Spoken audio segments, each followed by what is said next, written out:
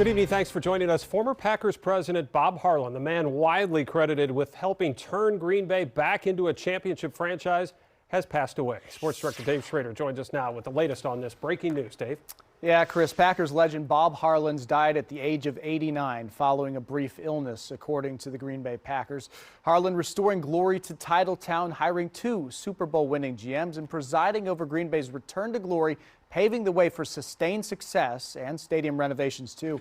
Harlan joined the franchise way back in 1971 and was elected president in 1989, serving in that role until 2008. Harlan brought in Ron Wolf as general manager, and success followed. He also hired Ted Thompson, who would bring home Titletown's most recent championship in Super Bowl 45. Harlan also spearheaded the $295 million renovation of Lambeau Field, the NFL's crown jewel, in 2003. Current team president Ed Policy saying in a statement, the Packers family was saddened to learn of the passing of Bob Harlan. Bob was a visionary leader whose impact on the franchise was transformational. From his inspired hiring of Ron Wolf to turn around the club's on-field fortunes, to his tireless work ethic to redevelop Lambeau Field, Bob restored the Packers to competitive excellence during his tenure and helped ensure our unique and treasured flagship franchise was sound footing for sustained generational success.